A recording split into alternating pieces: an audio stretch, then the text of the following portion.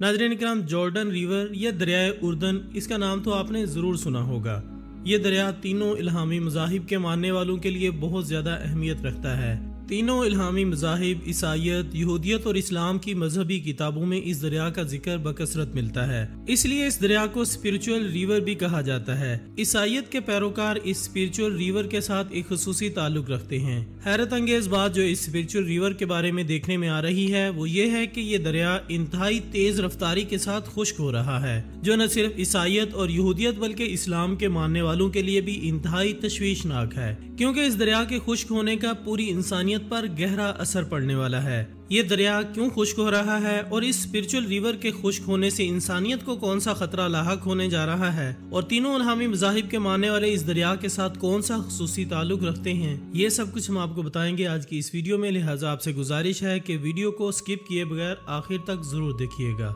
नाज़रीन इकराम, Jordan river या दरियाए उर्दन middle east की हिस्ट्री और कल्चर में एक खुसूसी अहमियत रखता है। कुरान पाक और बाइबल में दरियाए फुरात और दरियाए उर्दन का खुसूसी तौर पर जिक्र किया गया है। बहुत से ममालिक जैसे फलस्तीन, इसराइल, मिस्र, उर्दन और सीरिया की डेवलपमेंट में इस दरिया का अहम किरदार रहा है। इंसानी तारीख की इब्तिदा से जब इंसान ने इन इलाकों में अपने लिए खुराक का इंतजाम करना शुरू किया, उस वक्त से लेकर अब तक इन इलाकों की तमाम तर फसलों की पैदावार का दारोमदार इसी दरिया के पानी पर है। इसके साथ साथ इस दरिया के साथ मुंसलिक मुस्लिम ममालिक में पीने के पानी की फराहमी का जरिया भी बना हुआ है। गुज़श्ता कई सालों से इस दरिया के बहते हुए पानी को डैम्स बनाकर मुख्तलिफ एनर्जी जनरेटिंग प्रोजेक्ट्स में इस्तेमाल किया जा रहा है। वो ममालिक जो इस दरिया के पानी से मुख्तलिफ तरीकों से फायदा उठा रहे थे और वो लोग जो इस दरिया के साथ खुसूसी रूहानी लगाव रखते थे, ये सब शदीद परेशानी और करब का शिकार दिखाई देते हैं, ये जानकर कि ये दरिया इंतहाई तेज रफ्तारी के साथ खुश्क हो रहा है। इसी परेशानी और करब में मुब्तला ये लोग ये जानने के लिए बेकरार दिखाई देते हैं कि आखिर क्या वजह है कि सैकड़ों नहीं हजारों सालों से बहने वाला ये दरिया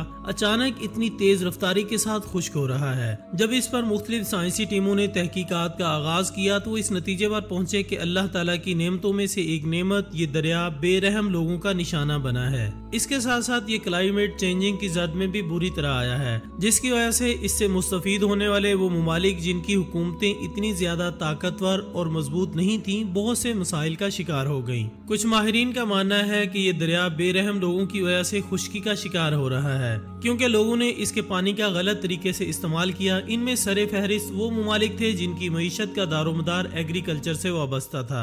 वो एक बहुत बड़ी मिकदार में ज़राअत के लिए इस दरिया के पानी को इस्तेमाल करते थे, क्योंकि उनका मकसद न सिर्फ अपने अपने मुल्क के लिए ज़री ज़रूरियात को पूरा करना था, बल्कि वो बहुत बड़े पैमाने पर ज़री अजनास पैदा करते थे ताकि इन्हें दुनिया के मुख्तलिफ ममालिक में एक्सपोर्ट करके भारी मिकदार में ज़र मुबादला कमाते रहें। इन ममालिक के लोगों ने अपने मकासद के लिए भारी मिकदार में दरिया के पानी को इस्तेमाल किया, लेकिन उन्होंने इस पानी को महफूज करने के लिए कोई इकदामात न किए। दरियाए उर्दन के खुश्क होने की एक बड़ी वजह इस पर बनाए जाने वाले लातादाद डैम्स भी हैं। ताकतवर और तरक्की याफ्ता ममालिक जैसा कि इसराइल में बड़ी तादाद में दरियाए उर्दन पर डैम्स बनाए गए, जिनकी मदद से वो अपने ममालिक की एनर्जी की जरूरियात पूरी करते रहे। ये डैम्स इतनी ज्यादा तादाद में बनाए गए कि इनकी वजह से दरियाए उर्दन में पानी की सतह कम से कम होती चली गई, यहाँ तक कि ये सतह कम होकर दरियाए उर्दन की खुश्की का बाइस बन गई। दरियाए उर्दन की वो सतह जो ऊंची ऊंची लहरों और बहते हुए नीले ठंडे पानी की वजह से जिंदगी की आमाजगाह थी, वो खुश्क और बंजर जमीन में तब्दील हो चुकी है।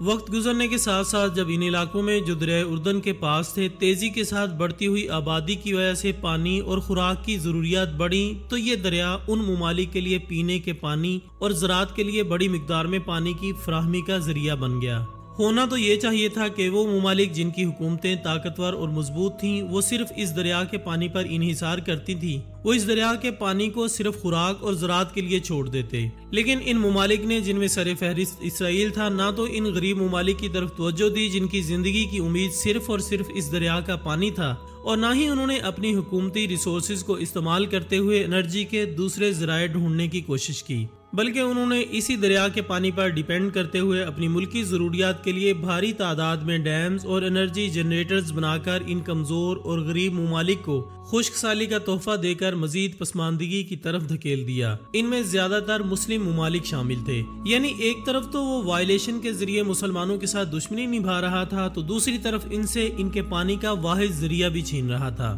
دوستو، آپ کو بتاتے جائیں کہ عیسائیت اور یہودیت کے پیروکار پوری دنیا سے دریائے اردن کے پانی سے غسل کرنے کے لیے آتے تھے، اور ان کا ماننا تھا کہ اس دریا کے مقدس پانی سے نہانے کے بعد ان کے گناہ دھل جاتے ہیں، جبکہ عیسائیت کے پیروکاروں کا ماننا تھا کہ حضرت عیسیٰ علیہ السلام کی بپتیسا کی رسم اسی دریا کے پانی سے ادا کی گئی۔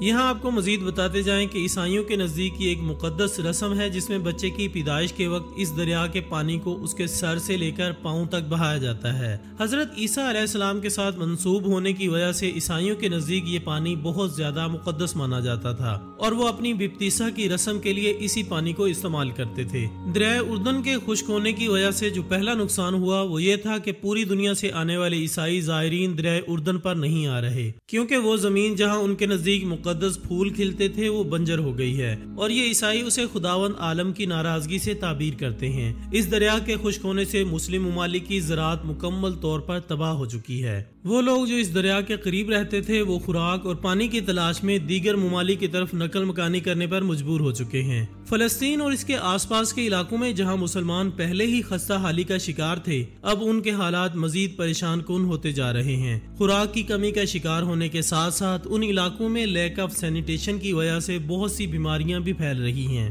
اگرچہ یہ صورتحال اسرائیل جیسے طاقتور ممالک کی لاپرواہی کا نتیجہ ہے، لیکن یہ نبی کریم حضرت محمد مصطفیٰ صلی اللہ علیہ وآلہ وسلم کی اس حدیث کی طرف اشارہ بھی کرتی ہوئی دکھائی دیتی ہیں، جسے ہم قرب قیامت کی نشانیوں کے ساتھ منسوب کرتے ہیں۔ ایک حدیث نبوی کے مطابق دجال کے آنے سے پہلے 3 سالوں میں لوگ شدید ترین قحط سالی کا شکار ہوں گے۔ پہلے سال اللہ تعالیٰ آسمان کو حکم دیں گے کہ وہ 1/3 بارش کو روک دے، اور زمین کو حکم دیں گے کہ وہ 1/3 پیداوار کو روک دے۔ دوسرے سال اللہ تعالیٰ آسمان کو حکم دیں گے کہ وہ 2/3 بارش کو روک دے، اور زمین کو حکم دیا جائے گا کہ وہ 2/3 پیداوار کو روک دے، جبکہ تیسرے سال مکمل بارش کو روکنے کا حکم دیا جائے گا اور ایک بھی بارش کا قطرہ نہیں برسے گا۔ زمین کی تمام پیداوار رک جائے گی، چوپائے مرنے لگیں گے سوائے ان کے جنہیں اللہ تعالیٰ بچانا چاہیں گے۔ محترم ناظرین، آپ کو بتاتے جائیں کہ کلائمیٹ چینجنگ کی وجہ سے دریائے اردن کے ان علاقوں میں بارشیں بھی نہ ہونے کے برابر ہیں۔ حدیث نبوی کے عین مطابق جانور اور آبی مخلوق دریائے اردن کے خشک ہونے کی وجہ سے موت کے منہ میں جا رہے ہیں۔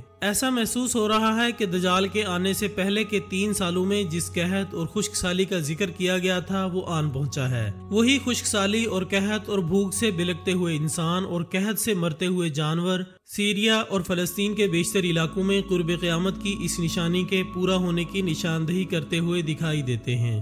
تو ناظرین، یہ تھی ہماری آج کی ویڈیو۔ اللہ تعالیٰ سے دعا ہے کہ اللہ تعالیٰ ان مظلوم مسلمانوں پر رحم فرمائے، ہمیں ظلم کے خلاف آواز اٹھانے اور اس پرفتن دور میں ثابت قدم رہنے اور اپنے ایمان کی حفاظت کرنے کی توفیق عطا فرمائے۔ آمین ثم آمین۔ اسی دعا کے ساتھ ہماری آج کی اس ویڈیو کا اختتام ہوتا ہے۔ انشاءاللہ بہت جلد دوبارہ حاضر ہوں گے ایک اور اچھی سی ویڈیو کے ساتھ۔ تب تک اپنا، دوستوں، رشتہ داروں اور گرد و نواح کے تمام لوگوں کا بہت خیال رکھیے گا۔ اللہ حافظ۔